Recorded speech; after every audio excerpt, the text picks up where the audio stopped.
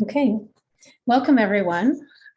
Before we begin, we'd like to point out that this event is being recorded and will be posted to the BEAT YouTube page for those who can't attend.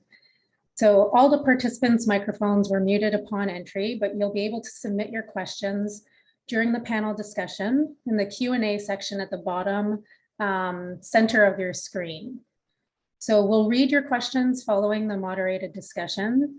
So the chat box, which is just right to your Q&A, can be used for any immediate troubleshooting assistance. So if you have any IT issues, please just message in that box.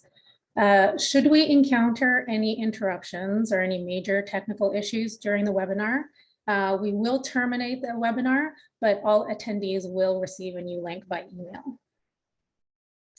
So welcome to our fourth annual BEAT Forum event, responding to the question, how can we design more equitable spaces? My name is Maya Mahbub Desai, and I'm an executive member of BEAT. Joining me today are my fellow forum co-organizers and executive members, Stephanie Hussein and Sephora Zahedi. So we would like to begin by acknowledging the ancestral and traditional territories of the Mississaugas of the Credit, the Haudenosaunee, the Anishinaabe, and the Huron-Wendat, who are the original owners and custodians of the land from which we are connecting to you virtually. As this event is virtual and we are not all gathered in the same space, we recognize that this land acknowledgement might not be for the territory you are currently on, and ask that you acknowledge the territory you are connecting from and the current treaty holders. I would like to now invite the chair of the BEAT executive, Stephanie Hussein, to speak about the organization. Welcome, everybody.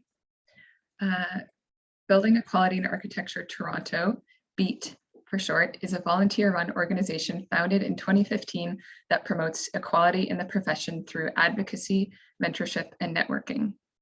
BEAT aims to advance the achievements and visibility of underrepresented groups and work towards a greater diversity and equity on a systemic level.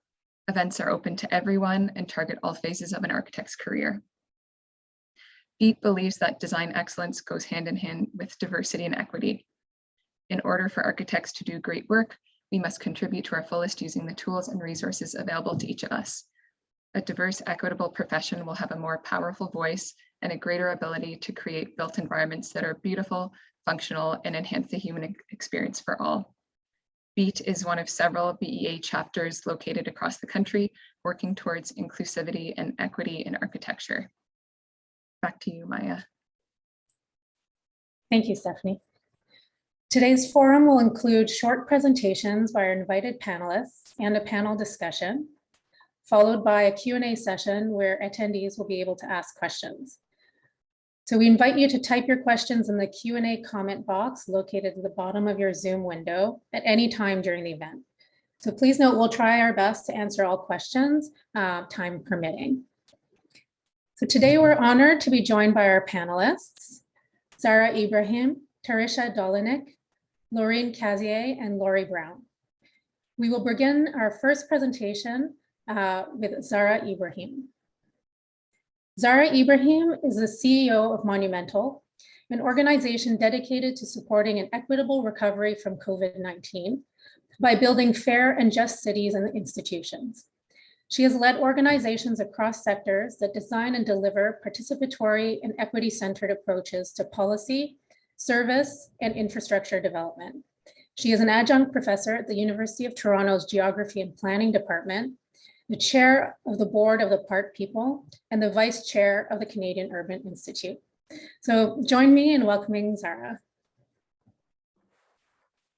Thanks so much, Maya, and good morning, folks. I am joining you this morning from Treaty 13 territory in Toronto, and I'm really, really excited to be in this conversation and just in the space where we're interrogating the status quo and the conventions that drive, architecture and equitable space and the creation of equitable space. And it did make me think, as I was reflecting on, some of what I wanted to share with this particular group, it made me think a lot about when I was newer in my, younger in my practice and newer to the profession. And I had just finished up my degree in cities and architecture, and I would go to forums like this all the time. I don't know how many folks here, you can tell us in the chat, are students, but I would spend so much time at events like this, and I'd be so excited, and then hearing all these questions, how do we imagine change, and how do we build more equitable cities, and how do we think about the architecture profession? And I hope I would leave those events, hopefully as you'll leave today, feeling like really inspired and energized and ready to step into this like future we had created in the hour-and-a-half event that we had together. And as I went out into the world after events like this, I think I started wanting to understand how we bring the ideas that we talk about in these spaces to life. And I found sort of a few things were really clear to me.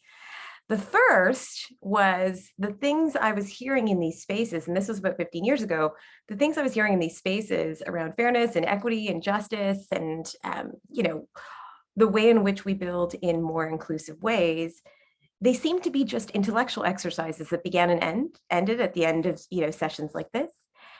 And the second piece was that, whatever was going to change, whatever part of the conversation was a call to action and wasn't just an intellectual exercise, it didn't include the we. How do we imagine equitable spaces? How do we imagine change?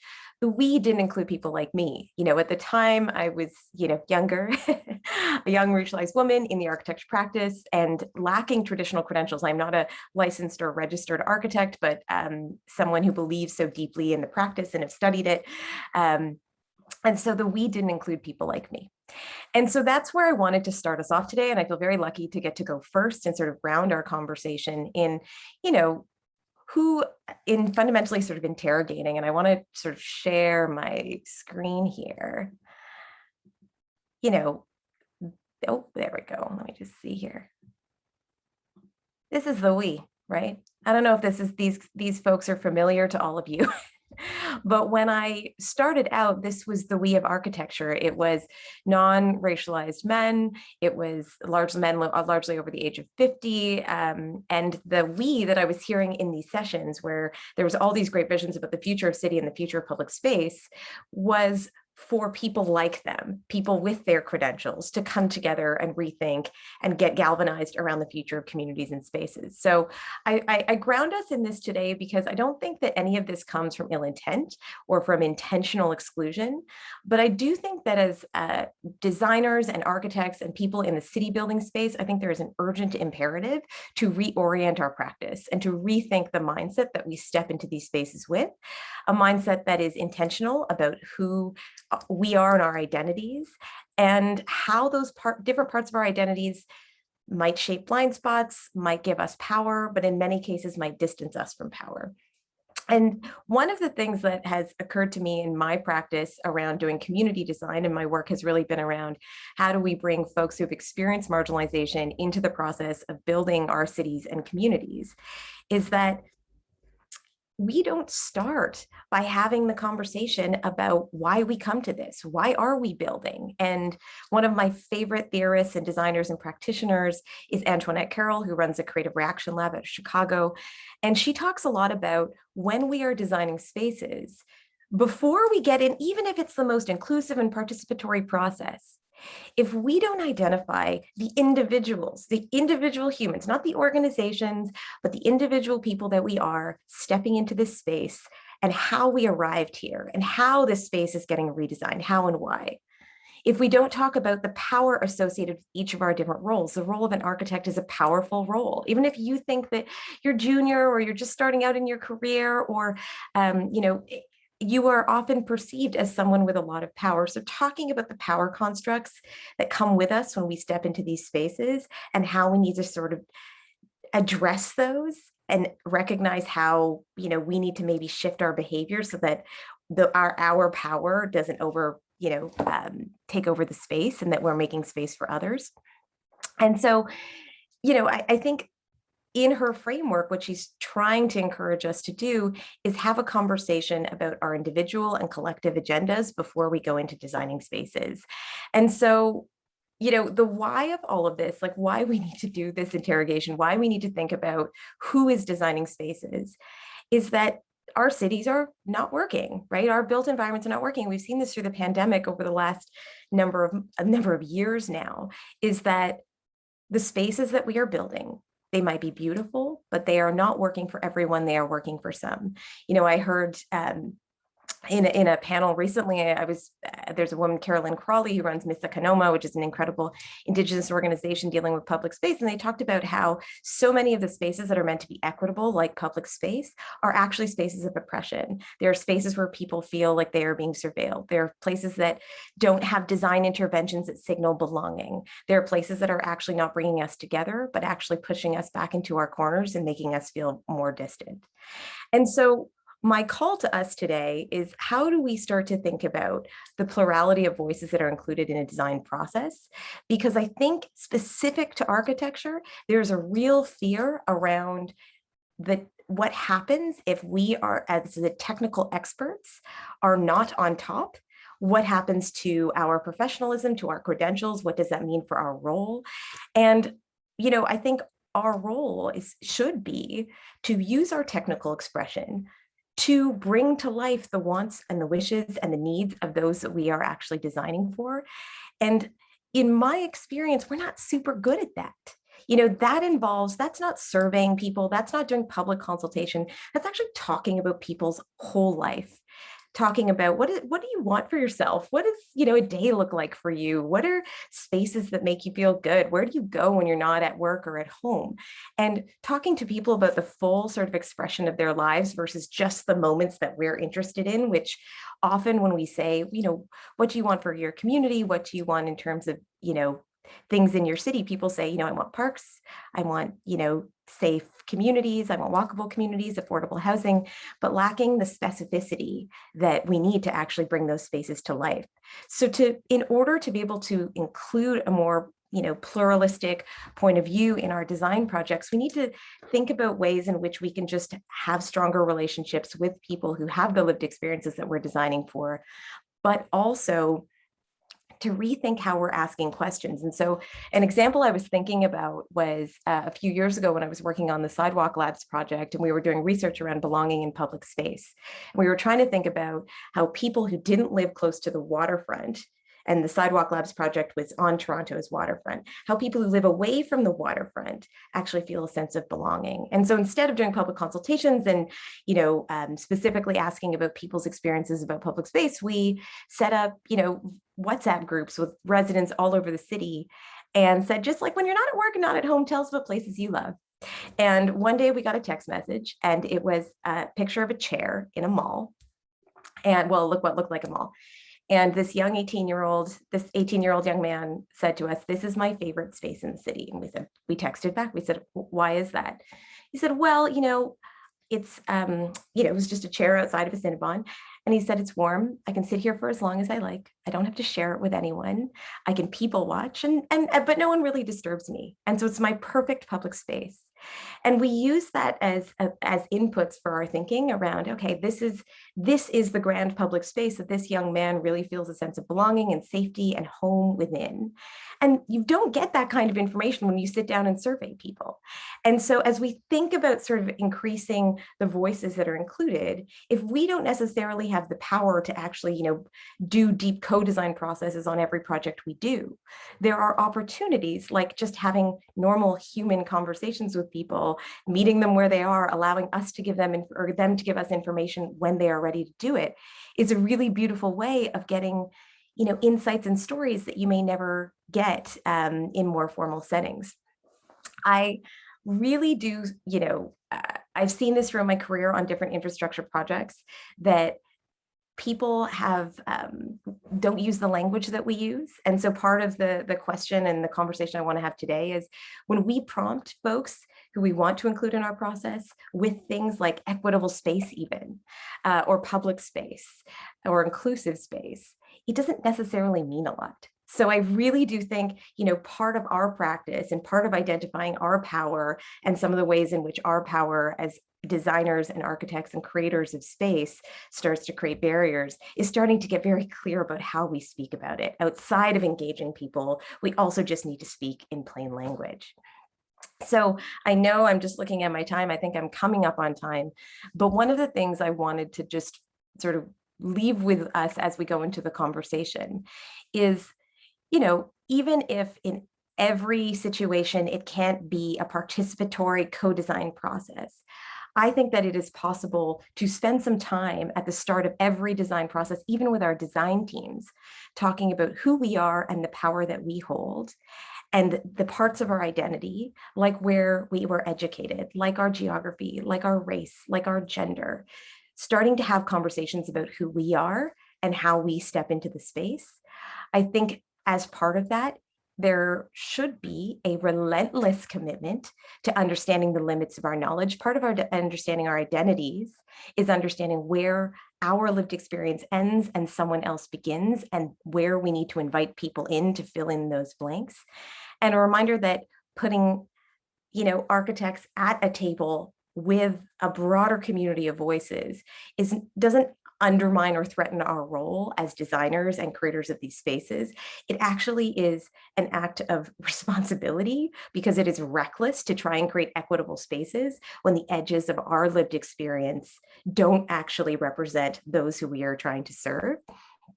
And, I feel confident, especially with forums like BEAT and some of the spaces that are emerging, that we're past that place, that I talked about at the start of this talk, which was, where these were conversations like this were intellectual exercises. I really do believe that where we have arrived now is a commitment to action, but it is going to take flipping some of the conventions around how we behave as we go into design processes, how we identify self as we go into them. It's going to take some flipping of our conventions and flipping of orthodoxies to really start to consistently create equitable spaces, not just equitable spaces as special projects, but have all the places we contribute to be representative of the voices that we're serving.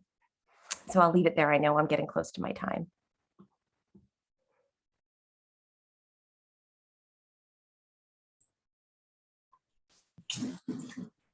Thank you, Zara, for sharing that very interesting perspective on questioning our design processes. Our next presenter is Tarisha Dolinik. Hi, Tarisha. Hello. Tarisha is a partner of MJMA, an award-winning architectural practice and research-based studio in Toronto, and leads the interior architecture practice within the firm. She has over 25 years of experience focusing her career on equitable placemaking within community, recreation, academic, and library design, maintaining focus on design excellence and the achievement of many design awards. Tarisha is both a registered architect and interior designer, and believes in a holistic design approach to interior architecture, connecting urban, landscape, architecture, interiors, environmental graphics, and accessible design to create world-renowned built environments that transcribe ideas of community, health, and wellness into bespoke architectural solutions. Tarisha focuses on a strength-based approach to the design process, looking at the opportunity to enhance community relationships. She recognizes the importance of co-creating and that communities are experts in their own communities. Welcome, Tarisha. Thank you. Hey, good morning, everyone. It's a real pleasure to be here and look forward to participating in this session. Can everyone see my screen? Yes, we can. Okay, good. Thank you. I'm going to talk about what does it mean for public space to be well designed. Is it about how it looks, how it works, how it feels, or for whom it's made for? And it's kind of what Zara was talking about with this kind of refinement of what this is and better recognizing individuals of that concept of we. In inclusive placemaking, there needs to be an understanding of the environment and the individual's ability to adapt to it. And defining the whom it is for, that we must consider the full range of human diversity and know that it's unimaginably complex. So yes, it's physical, but we also know that we have to think about the sensory, cognitive, sexual identity, cultural, things like social, economic, and it just goes on and on and on. So this will be forever evolving, and the texture of these differences continues to get more and more refined. What we do know is that this presence of difference defines diversity, and that design has the potential to shape complex urban futures by crafting the physical setting for life in public places. So what is its power to achieve social cohesive public design? I'd like to start by introducing you to a book I'm currently reading. It's called Mismatch by Kat Holmes, which talks about how objects and technology, which are intentionally designed to meet a purpose, sometimes unintentionally exclude others from using it. Over centuries, we've excluded others by design, dictating who and how a space should or shouldn't be used. That actually promotes solar polarization, which is kind of the antithesis of what we want to do here. And so we as designers have to think of this through an interdisciplinary lens and look at urban design and landscape, and architecturally as well, both interior and exterior. So this is Sarah Ross's work, which I'm sure a lot of you are familiar with, which addresses architecture structures in public environment that made users fit into or onto structures that were actually designed to deny them. But we also have to think about things like environmental graphic design and signage, and how to incorporate marketing within a space and its impact on the users, and the understanding that representation of things like race and gender can have a huge impact on that sense of belonging by others. We need to consider things like materiality and color. This was a conference session I did on color, which responded to my angst about using institutional branding colors developed for stationery and pens and being forced to use them in the architecture by our clients. So it made me think of how a catchment area of a project site can define the main users of place and the diversity of cultures within that community. But it can make one rethink that color choice in architecture has to be carefully thought about, as color meaning across cultures can vary quite differently and affect the way someone interacts with or feels comfortable or safe in a space. So inclusive places can happen anywhere for any building type in any program, like the National Museum of African American History, where the building is kind of this closed chalice to guard the kind of collections that it's housing. But the architects recognized that this wasn't enough and conceived a separate canopied plaza that promoted social gatherings, celebrations, and community engagement. Or looking at the Shelby Farms Park and the thought that inside space that creates a comfortable environment in extreme weather. And it's just super simple approach to this. So at MJMA Architecture and Design, we have committed 30 years of trying to strengthen the social connection and inclusive placemaking through architecture. So instead of showing case studies, I thought I would focus on some design principles that we could really think about, and how successful design must be exclusive to be inclusive, but it also has to be inclusive to be exclusive. And let me tell you what I mean by this conundrum. People need to feel safe. They do so, they are more likely to engage and stay in a place. These places also have to have a history within the community of being safe. When people engage in public space, they generally want to attract, support, and express themselves. They also want to hear from those who are different regarding their social perspective. But these expectations can actually be distracted by limitations of over-access by some groups, or that sense of too much control or surveillance, as Zara also noted. User group variety must be moderated, but this can be super, super challenging, especially when you think about equitable placemaking. So this misbalance of user group variety often can occur actually when social culture and history of public space gets erased or it isn't present within it. So expressing identities and values of community within design creates meaning and can in turn kind of inform this idea of place attachment, which in turn creates community pride, where local people feel protective and regard their place as theirs, but also want to share it and welcome people to discover what their community is all about. And also makes people from outside the community curious and want to engage to learn and discover as well. So what are some of the mechanisms to express community identity and values? Inclusive placemaking should connect to and express the history and heritage of place. It should communicate culture through authentic co-design relationships that speak about strength-based approach to design. It needs to think of ways to express identity of place and context. This is our University of Auckland Student Center, where a central circulation core was conceived as a vertical connector of programs. It had a really deep floor plate with minimal access to natural light and views. So we used a color theory approach to a batten design that connects the unique colors of New Zealand, how the colors of the land connect to the colors of the sky, that enhance that overspatial and social experience and helped with wayfinding as you moved up and down through the building. Ideas of promoting territories and individuals. This might seem like kind of an exclusive approach, and it can kind of dovetail into that concept of territorialism and the thing that connects kind of more residential planning, community concepts with the thought that when people who feel they have possession of something, they want to care for it. But in this case, it's kind of, I'm thinking about it more creating territories for groups that become specific to needs and expressions for specific people within a larger whole of the space. Sometimes by doing this, it allows for adjacent activities to happen simultaneously, promoting awareness of each other and values, sharing of resources and social interaction and support amongst different groups and different people. And something we're also looking at doing more for our projects. Can we look at how to include local industries or how to get community participation in the actual making of the space or things within it? This in turn enhances community connection and awareness of what another do in their community and just distribute positive economic opportunities within the community itself.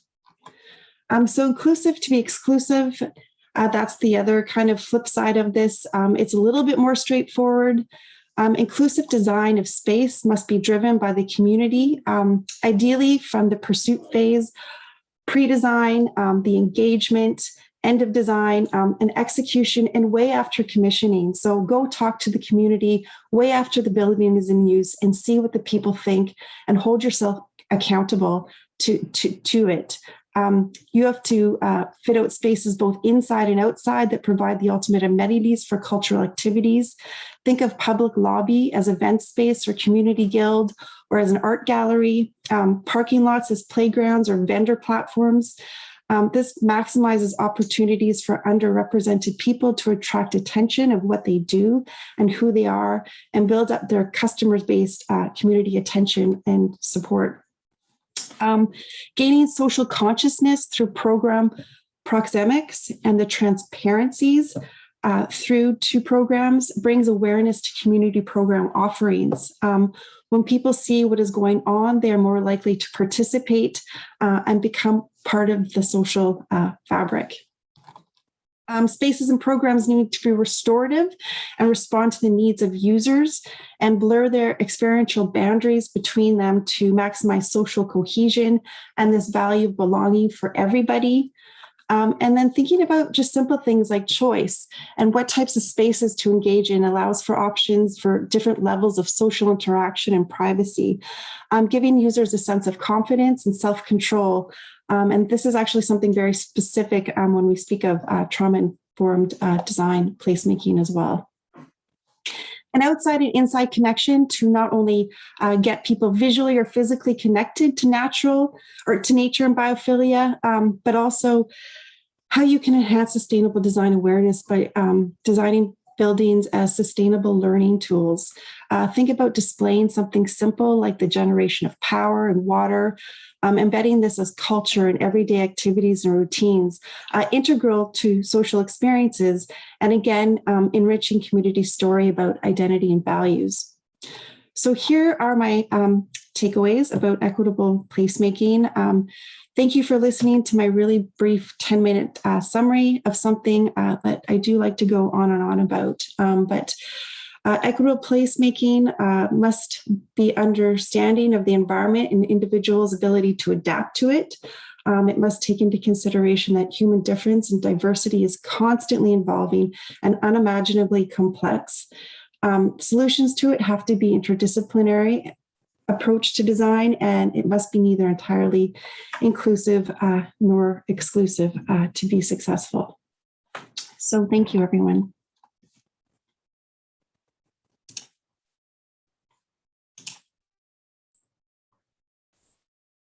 Thank you so much, Tarisha. Our next presenter is Laureen Cazier. Laureen is a senior associate at BDB Quadrangle and also coordinates and manages the accessibility and wellness practice of Human Space, BDP's global inclusion and well-being consultancy, including team operations, project delivery, and client relationships. She works towards pushing for a higher level of accessibility and wellness in all of her projects and steers the practice towards projects that will have a meaningful impact. She strategically analyzes the market and client needs while also contributing her technical expertise on accessibility, wellness requirements, and inclusive design strategies to a range of projects. Being well accredited, Laureen is also able to advise clients on how to optimize their built environments for human health and well-being. Laureen's passion for inclusion derives from her background in public health and nursing. It is her goal to impress upon designers and builders the responsibility of creating environments that can be enjoyed by all and to help apply the lens of inclusion to all decisions made about a project. She has led complex building accessibility audits, consulted on large-scale P3 and PDC projects for all building types, and has created numerous accessibility-based design guidelines. Her experience includes working with interdisciplinary teams that include architecture firms, municipalities, and government bodies such as Infrastructure Ontario. Welcome, Laureen. Thanks, Maya. It's always a little cringing to hear someone read my bio. I'm going to go ahead and share my screen. So good morning, everyone. I see some familiar names and faces in the audience. So, you know, happy to see your name there, and hopefully this isn't the first or last time we connect in the near future. Maya, can you see my screen? Yes, we can. Great. Okay, so I'm just going to run through a few slides here. So the past 18 months have been like no other.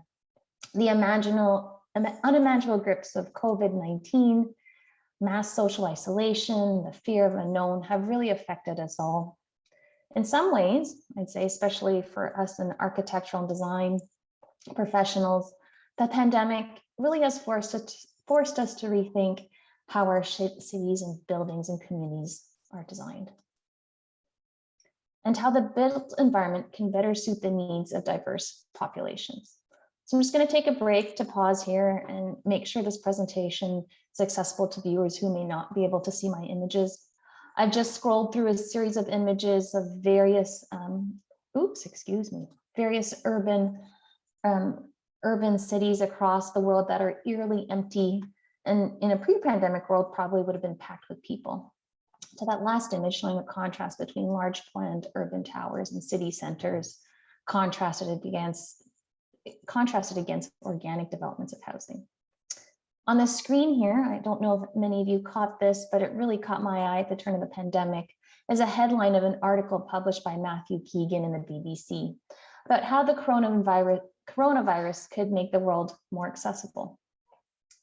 You know, I encourage you to look it up, but all of a sudden power door operators and wider spaces became sort of a thing of, hey, let's implement this to manage the spread of COVID-19. But all along, as accessibility specialists, these are some basic strategies that we had been talking about for so long. So in many ways, I've seen and understand this pandemic to really increase our appetite collectively to do better. So how will we adapt? As design professionals within the industry, within our communities, as a collective society, there's certainly different ways in which we can understand how inclusive environments come together. So I'm hoping to spark your thought around some critical design choices we make that impact our ability to create environments. I just want to give a little heads up. I've included some historical images that may be upsetting for some, so just a little bit of viewer discretion is advised. But in short, I'm going to start off with saying, we do have the power and the responsibility to create inclusive environments. So Zara and Tarisha have, talked a little bit about what that means. But what does it mean to us to create inclusive environments? The CCDI, or the Canadian Centre for Diversity and Inclusion, talk about inclusion as capturing the uniqueness of individuals and creating an environment that values and respects individuals for their talents, skills, and abilities to benefit the collective. Or perhaps in more plain language, thinking about inclusion as the act of being included and being part of the decision-making process. Throughout history, we've been making design choices that have intentionally excluded people from fulfilling in engaging spaces that we work, live, and play. Some of the design choices have been explicit signs of hostility, while others have been inadvertently hostile. But the end outcomes have been the same for those who've experienced the negative implications and choices, that of one not being welcome, excluded, and not belonging. So in this image here, may be familiar to some, but the decision to provide two separate water fountains, where one looks more robust on the left and the other one looks less robust on the right, was a mean to segregate those who could and could not use the water fountain based on race. Or some would like to say racism in design. Choices we make about the types of washrooms we provide in our built spaces demonstrate our values and who have we been designed for.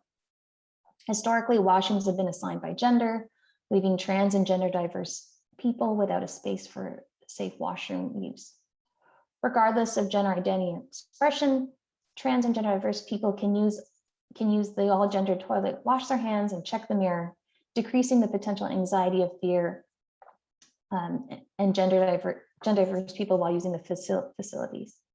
So without the lack of these spaces, we create the unnecessary risk for people. Too often I hear organizations that are against the provision of all gendered washrooms from reasons that range from varying levels of fear to one's safety, or simply unaware of the impacts of not providing the space. This is what I'd like to sort of call and think about as transphobia in design. Lastly, just a last example about historical monuments, featuring exuberant elements and signaling a welcoming to a grand space. However, without the presence of a graded entry or an accessible ramp, these buildings are not welcoming to all persons. So when I'm thinking about ableism in design, that would be a piece. So in short, I believe that thinking about different ways and discovering innovations to our problem solving to design can help us potentially grow and improve upon our previous creations, designs, and ideas. So on the image here, is a series of co-design sessions held at OCAD University, focusing on accessibility in the built environment. So at Human Space, our collective goal is to elevate the human experience through built environments that embody inclusivity, promote equity, and well-being. A very sort of high-level statement, but it is really something that we are privileged to be able to do through our work. We've collaborated with others to deliver more than 300 projects over the past decade, spanning from healthcare, residential, workplace, hospitality, recreation, education, transportation, the public realm. And so all these little tiny boxes you see on the screen are a series of images of projects that we've worked on throughout the years. As design professionals, we make choices and decisions about how the built environment comes together. I've shared a few examples of some historical precedents in the past and some that continue to happen today. I absolutely recognize that I'm extremely privileged to come into a project with a singular focus. I come in wanting to talk about inclusion and accessibility. And for those of you who may not practice as a specialized consultant, I get it. There are many competing factors that you are trying to balance. But as an accessibility specialist, I've learned that some of the better projects that have come around have been those that have involved design partners who have leaned into discussion of how to do better.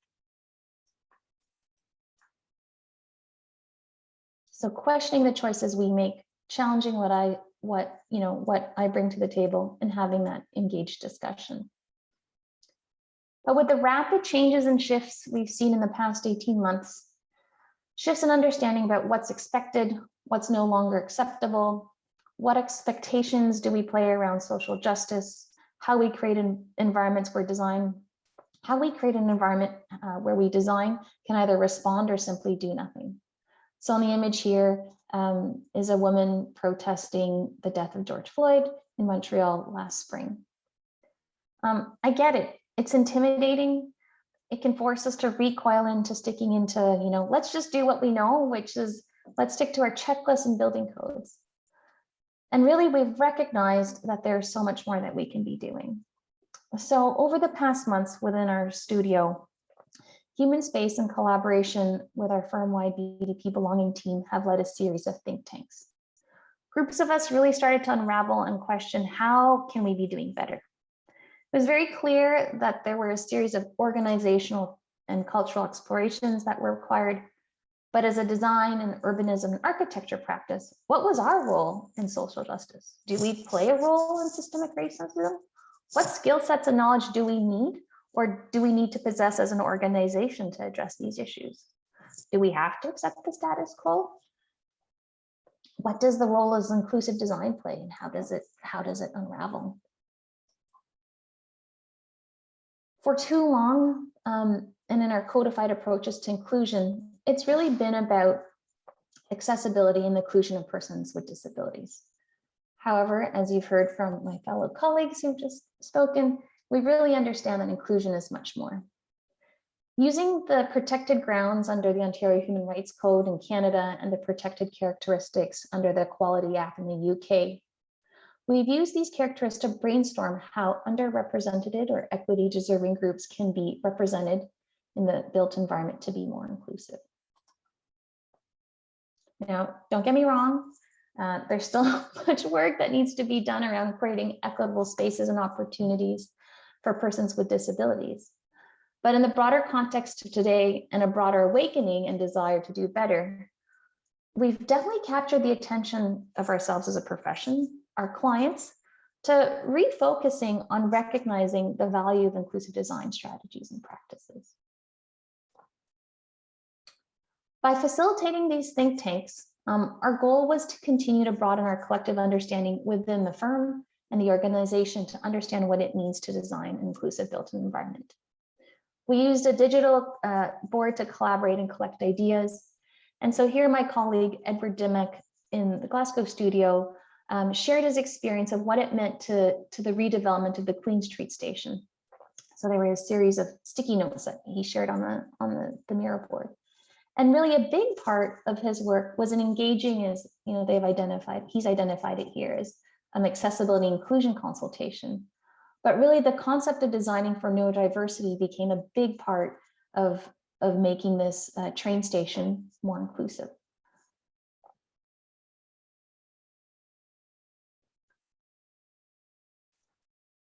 We had discussions around social mobility, where my colleague Melissa Dieppe, a junior planner in our Toronto studio, understood her role as a planner and what it meant to creating more equitable neighborhoods. So, there were definitely rules around the design profession enhancing social mobility, but what else could we be doing from a planning perspective was part of her discourse.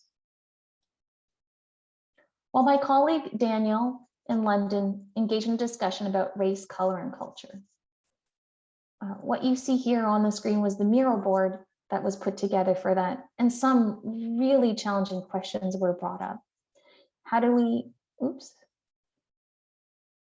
design for? Who are we designing with? How does policy impact the character style of our buildings, and highlighting on specific projects as the Poundberry Design Code? And thinking about, I'm just trying to move this, thinking about, the impacts of colonization and what, design could look like. And, really great discussions around what that meant and what that meant to us as designers, and sort of reflecting on where we stood in sort of the context that we currently exist in. This was definitely an internal in-house strategy to openly dissect and have honest conversations about what it means to design for inclusion and what the impact of design does when an inclusive and diverse perspectives are part of the discussion. We looked at historical precedents and policies that have negatively affected marginalized or communities that have not been included, to apply a new lens to our work to avoid repeating the same mistakes. I've seen an ongoing demand from others to understand, who's left out of the design discourse and what are the conversation points that need to be brought forward.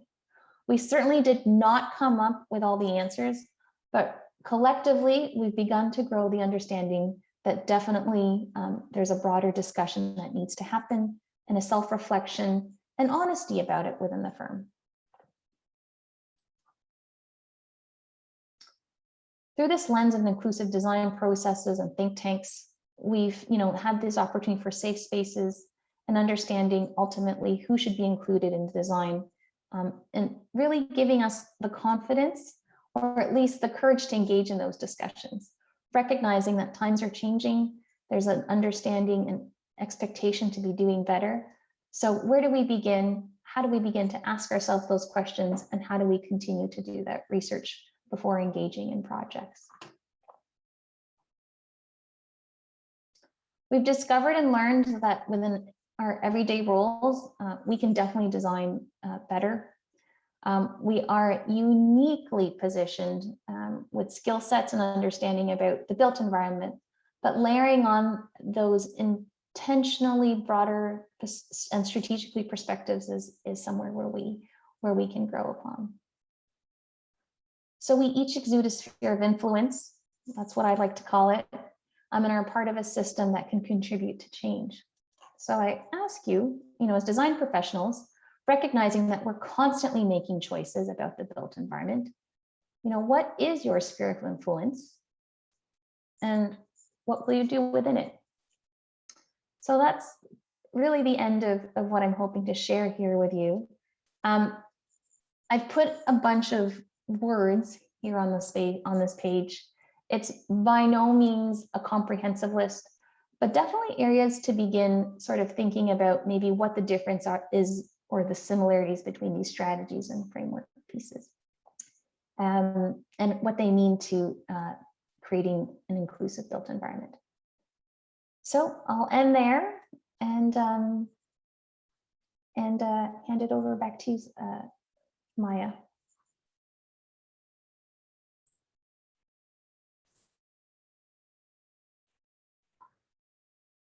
Thank you so much, Lori.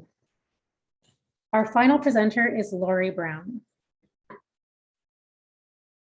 Lori's research focuses on relationships between architecture and social justice, with a particular emphasis on gender and its impact on spatial relationships.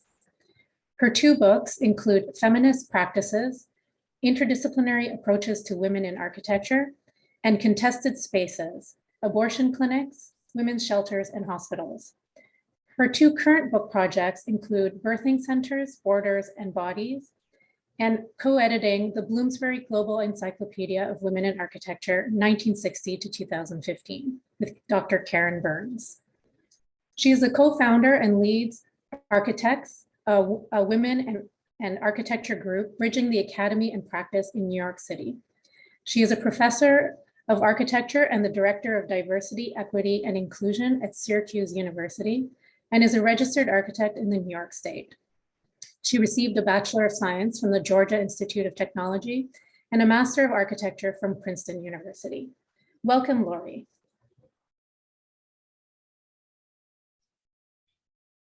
Thank you very much. It's an honor to be here with you all and to be a part of this panel. And before I begin, I would like to provide my land acknowledgement. I too am in the traditional territory of the Six Nations of the Haudenosaunee people.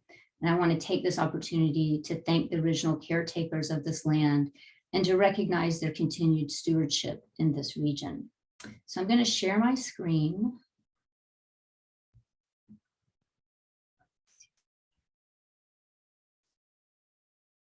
Okay. So when I think about the questions we were asked to consider, how can we design equitable public spaces? And given my location within the academy, I immediately consider knowledge production and research pursued.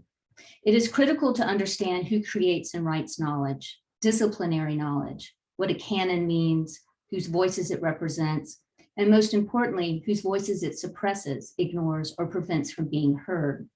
So I'd like to begin with a quick quote from Donna Haraway, because I think it really speaks to what I'm going to be presenting to you. She writes, "It matters what thoughts think thoughts. It matters what knowledges know knowledges. It matters what relations relate relations. It matters what worlds worlds. It matters what stories tell stories." As an educator, it is vitally important for my students to be aware of such constructions, because as future architects and designers, they will not live nor will they practice in a vacuum. Knowledge and by extension, voices yield power. So the spaces of equity I will discuss are both literal spaces where access significantly matters. So for example, reproductive healthcare, and educational and action-oriented spaces like the academy and the classroom, where equity structures the frameworks of my endeavors.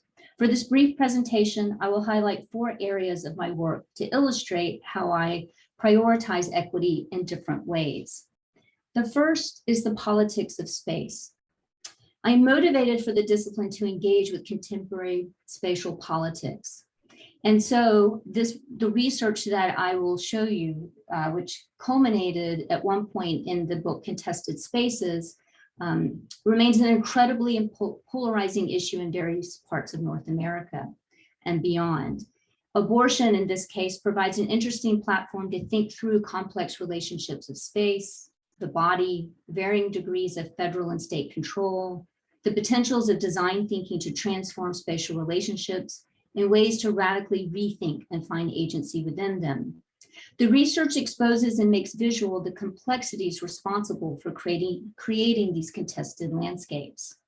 So for me, I remain quite interested in how legislation and laws impact the actual geography on the ground and the ability to physically access care. So part of this research results in mapping. So in this case, at the time of publication, the gray areas are metropolitan zones in the United States where there was access to a provider. I'm interested in also analyzing and understanding how Supreme Court decisions impact the literal dimensions around bodies and buildings that provide safety and security for those trying to provide and access care. So this work and some of the other things I have been doing have led to ways to take action and become an activist. There have been many tangents to the work around contested spaces, and it's included design work for several US clinics, looking at building code analysis, as well as interdisciplinary collaborations exploring reproductive healthcare access, extending architecture's engagement beyond the discipline. And I want to highlight just a few.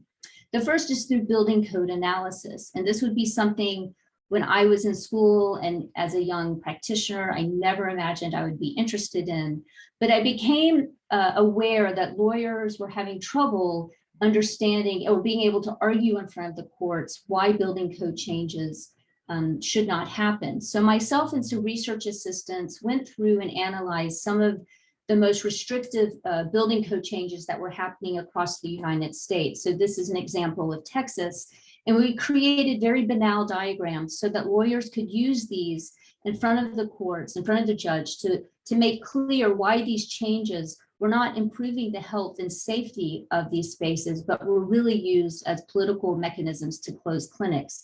So when you think about increasing hallway widths, needing to add closets, more restrooms, and even intensive HVAC systems, these all become incredibly expensive that pretty much most of these clinics who are operating on a shoestring budget are unable to afford. And so they closed over half the clinics in Texas, as an example. Another area that this has allowed me to engage in is design. So I was introduced to the clinic owner and director for the clinic in Huntsville, Alabama. And they are interested in creating a more private and secure space, joining two properties and really helping protect the patients and the employees from protesters. So the idea is to extend the parking and the entrance so it displaces protesters a bit farther from the entrance to the building, to wrap this area with a fence that would change depending on the kind of pressures it would be receiving. And the owner was really interested in using this wall as both a mechanism to water grass, but also potentially to water protesters who may just be happening to stand on the other side of the wall. So the wall becomes multifaceted. It creates a sculptural space on the inside that would eventually be filled with landscape and plants, and then becomes a much stronger solid surface on the exterior. So the wall takes on different formal and spatial and material recognition as it makes its way around the property. And here's a view of what that sidewalk could potentially look like, as well as needing a shading device. It gets incredibly hot in the Alabama summers, and an area for children who are there accompanying their mothers and relatives to play while they wait outside for when the procedure is happening. Another area that I want to quickly highlight is around women in architecture. This work really was prompted by students. Early in my career, they were incredibly frustrated and talked to me about not learning very much about women and people of color in all of their courses. And I realized now that I was in the academy, I could no longer be empathetic and recognize this was a similar experience I had, but I had to take action and change it. So it began, my first endeavors was to curate and organize and participate in a traveling exhibition that went to schools of architecture in the US and Australia. It led to my first edited collection, Feminist Practices, Interdisciplinary Approaches to Women in Architecture, which also then directly led through book talks to the co-founding of Architects, which is an equity organization for women based in New York City. And we create programming and advocacy. We help take action and create resources for all women identified individuals in the New York City region, as well as working with students across New York State. And one of our ongoing efforts that I want to highlight is what we call WikiD, which is writing more women into Wikipedia. We realized through an article that Decima Stratakakis had written that the representation of women on Wikipedia in the design and architecture area was woefully low. So we've been collaborating with groups in Melbourne and Berlin to write more women in, and we've received funding from the Wikimedia Foundation. So this will be ongoing until parity is reached. Another project I want to quickly highlight is the Global Encyclopedia that Maya mentioned. This is an enormous project with expected publication date of 2023. This will include over 1,100 entries of women across the globe. It's overseen by Karen and myself. We have 14 advisory board members, as well as 12 area editors. And then they've also created informal regional reference groups. So we are interested in putting forward a much more diverse and more radical idea of how architecture is practiced by women across the globe. So for example, we're including far more under-recognized women practitioners, underrepresented communities who've had transformative effects at the local and national scales, those who embark on research to expand the discipline of architecture, the educators and theorists who've pioneered discussions of gender equity and minorities, as well as diversifying the discipline. And we really are striving to uncover the often invisible women working in government architecture and public works departments and historic preservation. So we're incredibly excited about the impact this will have both on curriculum, on libraries, and on the discipline more broadly. And the last area I want to quickly highlight is on diversifying the discipline.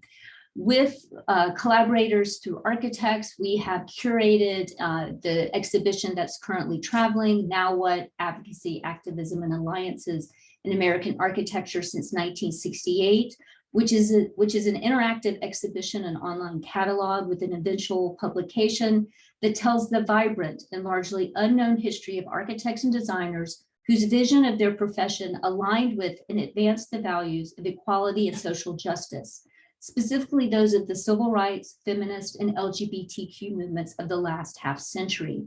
It opened in 2018 at Pratt in New York, in Brooklyn.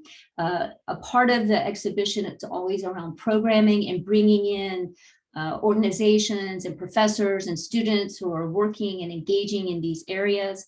And we also ask that local information get written into the exhibition around our 4 categories of advocacy, representation, academy, and workplace. So this content literally gets added into each exhibition. We collect these at the end, and then we compile and create new panels that get included as the exhibition continues. We're excited that this exhibition will be at the Boston Society of Architects, opening in March next year, assuming everything with COVID remains stable. So I just want to conclude by saying that all of these efforts I engage in seek to create more equitable spaces, be those the spaces of higher education, for whom and how architects design, and the types of research I focus upon. How we educate future generations of architects, where we make equity integral from the way we teach students to work and create balance in their lives. How students understand the role of the built environment that historically disenfranchised certain bodies, poor, Black, brown, and immigrant, for example, and to ways design thinking can help us collaborate towards creating a different future, is for me one of the most important contributions towards equity that I can be a part of. Thank you so much. Thank you so much, Lori, for that wonderful presentation. I would like to now invite all of our speakers to join me in the panel discussion portion of our event, which will be followed by a Q&A with the audience. And as a reminder to our audience, if you haven't already, please type your questions in the Q&A comment box that's located just at the bottom of your Zoom window. So thank you again, Lori, Zara, Tarisha, and Lorene, for sharing your great insights so far on equitable public space design. There have been just so many thought-provoking topics and common threads that have been covered across your talks. We want to be mindful of the time, so we're just going to go over 2 questions in our panel discussion that are related to the work of equitable public space design, and we hope that these will provide some useful takeaways for us all. And following that, again, we'll move into the Q&A with our audience. So the first question I'd like to ask you is, in your experience, what are the challenges and barriers that architects and designers face in designing equitable public spaces? And I wonder if I can ask Zara to start us off. Yeah, I mean, I think there's so many. I think it starts with control, right? Yeah. Like, I think the barriers to designing equitable public space, I think we're often, pointing fingers at others and saying that, there's limited space and capacity and interest, but also I think, and I think we were talking about this in our pre-discussion, as architects and designers and space makers, often I hear us say, well, who's not at the table, right? Like, who's not at the table? But we're at the table. And I think even if the institutions that we collaborate with or the clients that we work with are not open to increasing sort of the diversity and plurality of voices that get engaged in this work, I think we have a responsibility to figure out how within our own practice, and Lori said it so beautifully, how we work and interrogating how we set up our teams and how we set up sort of more space for people to succeed by working in ways that are more generous and more inclusive and not so toxic always. I think we can start to interrupt some of those systems. I think that's the first piece. The second piece is that we need to start debunking this myth around, well, to include community, to include a diverse set of voices, it takes more time. And I think, and I can share the link in the chat right now. Well, maybe I can share it with you folks and you can circulate it when it's live. But there is a piece of work that I'm doing with the City of Toronto's planning department right now has to do with this exact question, which is it takes too much time. We don't know how to do it. We don't have the skills to do it. We don't know who to talk to. And the imperative for us and the challenge for us in designing equitable space is almost taking a harm reduction model, which is like, how do we do less harm to start with? So that can be small interventions and large interventions. That can be as small as co-developing engagement agendas or our plans for these workshops that all of us have talked about with folks that we're trying to engage, but it can be as sort of the most material expression, which can be really looking at our entire design process and sharing it with different stakeholders and different groups. That's like, the most, maybe the most desirable expression. And so I just think that we need to debunk the myth that this work takes time. There are lots of ways to reduce harm in our process that don't take enough time, but they require us to interrogate how we show up and release control from being the dominant voice in the conversation. That's a really good point. Thank you. Thanks for sharing that. I wonder if I can ask Laureen to share. So it was such a big part of our response in developing the think tanks. A barrier is that fear that, we're the professionals at the table and we don't know how to respond. We don't know what to do.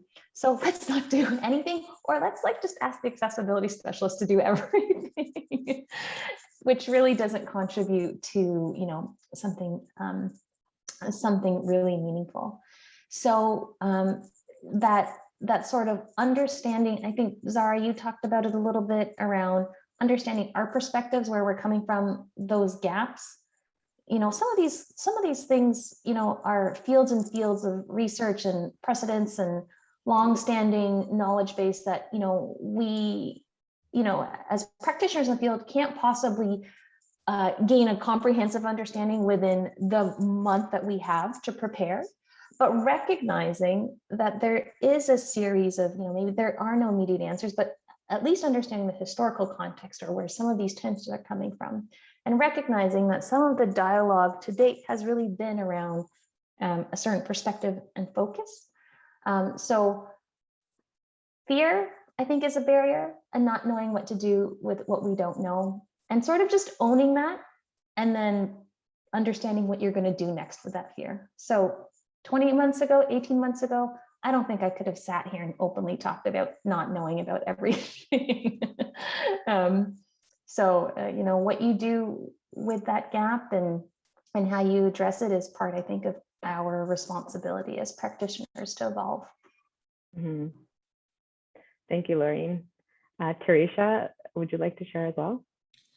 Yeah, I think Zara and Laureen spoke quite well on this, but I think just cost impact is often a hesitancy with clients. They think it's going to cost more. So it's about educating them and showing them and explaining that it actually doesn't. And to what Zara noted, it's also the schedule impact. Like, indeed, if you do impactful and authentic engagements throughout the course of the project, it's going to impact schedule. But again, communicating to your clients that this is an investment in shaping their community for the future. So it's something that they need to do and need to be accountable for. Mm-hmm. Thank you. And Lori. I guess I think about it a bit more, say, zoomed out and more about how do we demonstrate value and what does value mean, and how do we, as architects and people who are experts of the built environment, convey what that value means and its impact over the, say, the lifespan of the project, and how can we use that to create political buy-in for the clients, for the communities that we're working with. So I think that the art and act of persuasion is quite critical. And I think if we're not both good communicators as well as being able to translate that into the value of the built environment, we're not going to be successful in making these kinds of spaces happen. So I think clearly economics is a part of it, but I think it also has to be grounded in the social, cultural, community, city impact too, so that people can register and it can resonate with them on both a personal, individual level, but also in a much larger positive impact of the city. So scalar. Sephora, can I hot pursuit that really quick? Yeah, for sure. And this conversation is completely in your answers so far, totally lead into our next question as well. So go ahead, Zara, and then I'll pose the next question to you all. I want to reorient the conversational engagement, to our audience around this is not the right thing to do. This is actually a strategic imperative for architects and developers to be thinking about, because this kind of inclusive engagement that we talk about de-risks projects and actually makes sure that they serve needs when they're built the first time, and not create more mistrust of government, development institutions, and architects longer term. And so while it is, sometimes I find that when we talk about inclusive design, it's just about like the good people doing the right thing. And this is actually like so important as core to our strategy around how we build cities, is that it's actually, and what Lori said sort of sparked my thinking, which is it's an economic imperative. We can't afford to make the same mistakes we've made over the last few generations, and we need to get closer to getting it right the first time we build things. And so, it's also about de-risking the work that we do longer term. Yeah, completely. And our next question, which is really a follow-up of exactly what you're starting to talk about, is, what are the challenges, we've discussed the challenges and barriers, but I think and you've all started to kind of share some of the strategies, but I wonder if you could share more of what you have found to be effective strategies for encouraging clients and stakeholders and policymakers, right, to buy in and prioritize equitable design in projects. And you've each started to already talk about this, but I wonder if you could add more.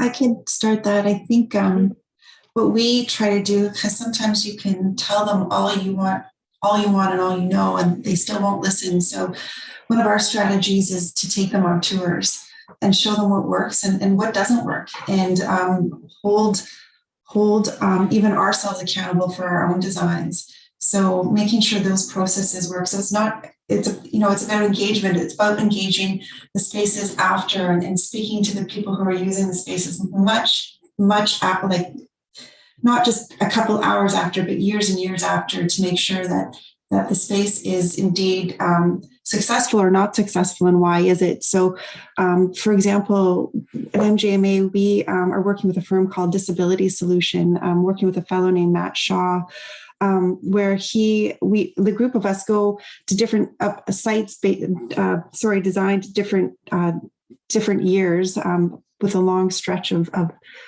30 years of buildings, and just looking at them together with the lens of two athletes that have both sight and hearing impairments, just as one example of doing that. And just looking not only, looking above and beyond code and what the intent of the building was and what the actual impact is, and how we collaborate to audit our strengths and weaknesses, not only about the design of the space, but also thinking about the programming and how we can enhance that in the future. And then I guess the idea is just to continue to find those kind of mismatches in design and make these experiences hopefully better for the next time around. Thanks, Tarisha. Would anyone else like to jump in?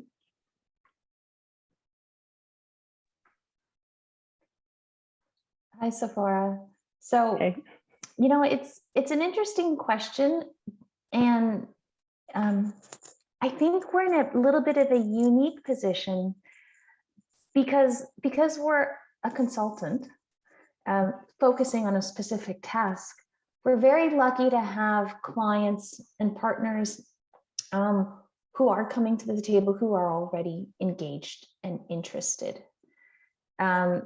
So it's I feel sort of sheepish here now saying, like, what do we do to be effective and encouraging? But we're already finding that we're at the point of the conversation where it's already on the table.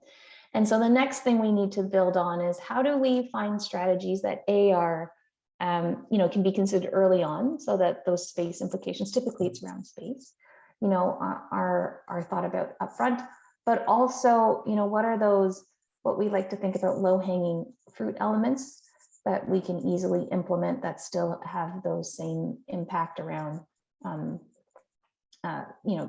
creating, and specific to accessibility, creating accessible spaces without necessarily being more costly. So, being there early always helps, but we've been lucky to have great partnerships. So yeah, I'll stop talking. That's good to hear as well. It's good to hear of the examples where, clients that are already engaged and interested in taking these steps. Zara and Lori, do you have anything to add before on this question? And we have a number of questions coming in from the audience, so I'm going to move on to that afterwards. Yeah, I think Lorraine just really articulated it beautifully, which is here we are, right? Here we are. And this is sort of, my reflection in thinking about coming to this talk, which was, this is no longer kids table conversation. This is adults table conversation, equity, fairness, and justice, where it used to be, for the more socially minded practitioners. And now the imperative is for all of us to be more socially minded.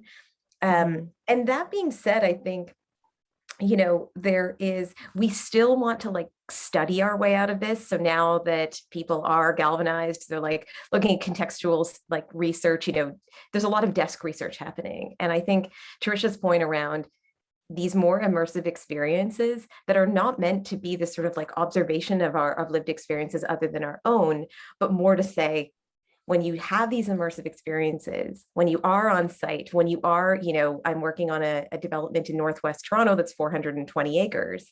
And our invitation to the developers is take the bus there next time you go. It's in Northwest Toronto, which was hardest hit by COVID, highest density of Black communities in Toronto, just layer in all of this sort of levels of barriers, and they're compacted, they intersect in Northwest Toronto. And part of it is part of it is to get them on the bus and say, ride the bus, see what the experience is like, and acknowledge the limits of your knowledge, right? It's not to say oh, I've had that experience, but really to say, this is the boundary of my lived experience and I can feel it. I can see it. We were on a walk in Regent Park. I'm working on the development there, the final 2 phases there. We're on a walking tour.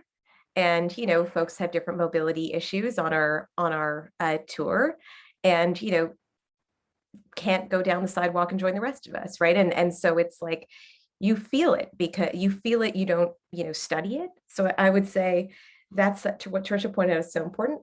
And then just to quickly just touch on what Jennifer put in the chat, I think really ties into this really nicely, which has been, I think we're getting to the end of the consultation engagement era, where we think that is a material and germane way to engage and get people in conditions of safety to speak their truth. And so things like what I was talking about, I've done tons of distance ethnography over WhatsApp about built environment projects over the last number of years, phone lines where people actually have a phone number they can call and be like, my neighborhood's weird. Yeah. And so just trying to think about different ways of letting people speak in the moments where things feel present with them is super important, and they're easier than we think.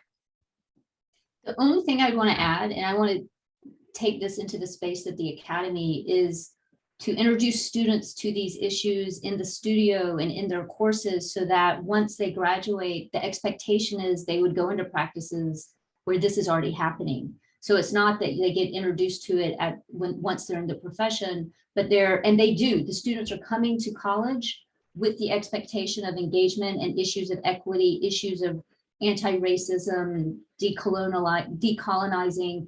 So they are really invested. There's been a clear shift in students' consciousness and what they're interested in their politics. So I think the Academy is critical in preparing students and to push the discipline even harder once they for what they expect when they graduate. So I think we have a role to play as well in transforming and hopefully changing the expectations of what does a practice look like and the kinds of practices that they'll seek out. So I think it comes from both sides too, which I find super exciting, and it shouldn't be so, we do certain kinds of projects in the university that have no real bearing or understanding, which leads to one of the questions about how can architectural education change. We absolutely have to change in order to be more reflective and responsive to our populations and the needs of our population. So I think it's also in our responsibility as educators is very critically a part of this too. Thank you, Lori. Yes, and I'm going to just go into the Q&A session with that. So there was a question from Cassie here, and the question is, does architecture education need to change to make architects less afraid of giving up power and inviting more voices to the design table? So thanks, Lori. I don't know if you want to continue to add to that, what you've already started. In lieu of time, I'm good. Zara, Laureen, or Tricia, would you like to also comment on this question? If not, we might move to the next question from the audience. I will. Oh, go ahead, Zara. Yeah. Wanted to wait and see if anyone else did. Just really quickly, this is about also managing expectations, I think, and not make, like, I think right now there's a crash and burn into reality from like the academy, which is like is turning into a much more generative space and lateral space to talk about these, and the profession is still saying that's a nice to have and not a have to have.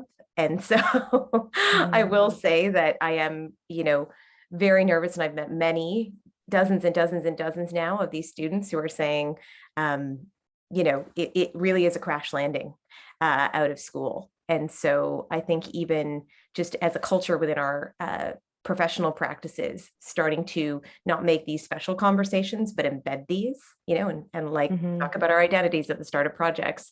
I think that starts to be the things within our realm of control that we can do to start changing the cultures within the organizations, even if not all of our projects are, all the expressions that we want to see of equity that we want to see. Thanks, Sarah.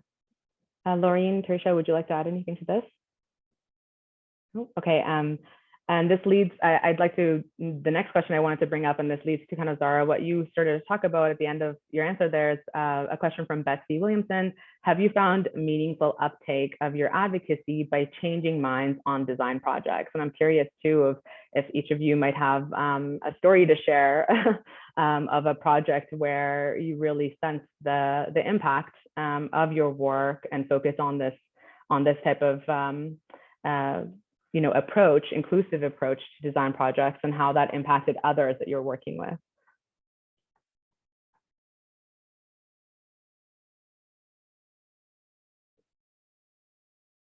Laureen, would you like to start us off on that?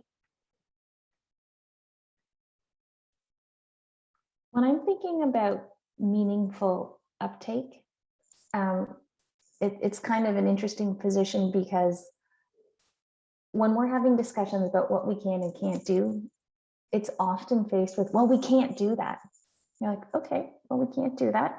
So now you're hearing me and you're understanding. We've presented analysis, we've done all our desk research, Zara, we've shared it, we've honed in on the lived experience, and someone is now saying, we can't do this, we can't do this, we can't do this. But I'm seeing that as, okay, you're hearing, and there's a little bit of a pause there in time where it almost becomes, in a lot of organizations, an inter-organization discussion. What are we willing to commit to? What do we have to do? How are we going to deal? Typically it's building. So what are we going to do in our existing stock? And what are we going to do in the new stock sort of becomes the discussion. But, I've learned to hear, we can't do this, as, okay, you're hearing. So that's a good start, as opposed to blank stare. Blank stare, don't know what to do with what you've just said. So I almost like to hear the no, and sort of push that ongoing conversation afterwards. I mean, I can just share a recent development on a project where we were developing a program and we wanted to introduce a universal washroom in a public lobby space. And the clients were hesitant, but it was about listening to that hesitancy and listening to what they're saying, because some points were, it's worth listening to and seeing how you can actually accommodate those hesitancies. So in this case, there was elderly women were maybe thinking they might be afraid if they were to engage in a universal washroom space, or dads with their daughters maybe felt awkward about, and listening to what their issues are, which gave us an idea about, well, how do we promote choice of different types of stalls that have sinks or don't have sinks, or gives you the opportunity to use the universal sink or not use it, and also the door orientation and proximity to the public lobby space. How deep can you, do you engage to be in those types of spaces? And so by doing that, we were able to successfully add that program to our project, and in a successful way. Thanks, Tertia. Lori or Zara, would you like to add anything to this? I would just say, I think about I'm very invested in bringing architecture out into areas where they don't really understand our value or what we do. So, and most of this for me is more research oriented, but also I have done pro bono projects, a local women's shelter, for example, where they just wanted to make spaces more efficient, but then, to talking about, well, the quality of spaces matter. It matters to the women who are in residence there for the time that they have, and why those qualities matter, and how it can improve just their daily existence. So really trying to educate those who don't fully understand the value of the built environment and how it can improve people's daily lives, I think is really important. And so at least through my advocacy and trying to raise that awareness, people are sometimes really surprised that architecture could or should be used and engaged in areas that they just don't think it would be. Or like, even when I went to do interviews across the country with abortion providers, none of them had worked with an architect. None of them thought they could afford an architect or why they would need an architect, but they all understood the value of the experience of those spaces for their patients. So it's, how do we translate our expertise into a language that people can understand? Because on some level they do understand it, but they don't equate it necessarily with what we do or with architecture. So I'm really invested in how we bring our expertise into those arenas where we are just not present, or people think they can't afford our expertise. Lori, I feel like and Maya, you're going to appreciate in particular being close to the academy what I'm going to say, but show your process, right? Like, I think that's always been our perennial issue. And now part of showing our process is showing that we have a nuanced point of view on the people we're trying to serve. That's something that I think there's a real inherent fear of people in some of these institutions that we work with. There's a fear of talking to people. There's a fear of what they might say. And so I think as part of showing our process and articulating our value, it's really saying part of our value is taking those needs and having real human conversations with people and collectively expressing them in design is our process, is our value. And then just the other piece is uptake. I think we need to just also open the aperture on what uptake of our advocacy actually means. And I think our advocacy, while it should end up in design outcomes, it should also end up in deeper civic literacy. Like, we need deeper civic literacy through the process.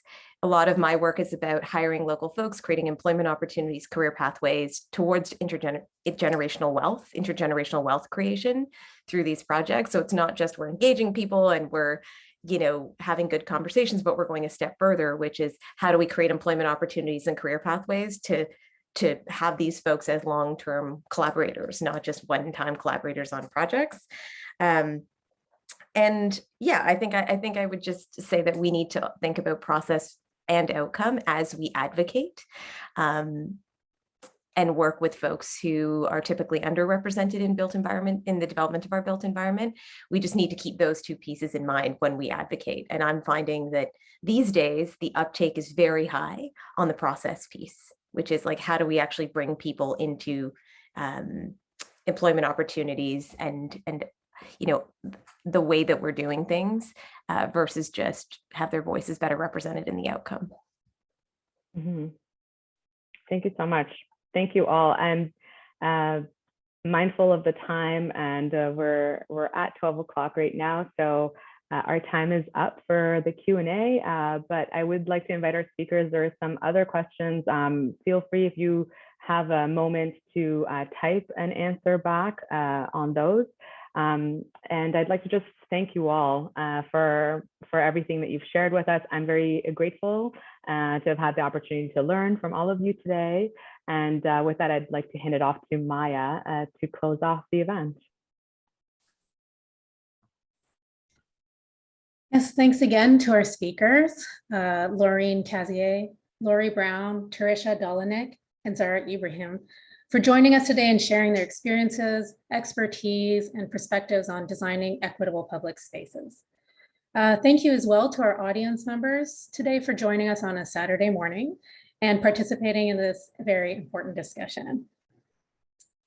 Please note that you may sign up for our mailing list on the BEAT website to receive notifications for more upcoming virtual events. And you can also follow BEAT on Instagram, Facebook, and Twitter to stay up to date.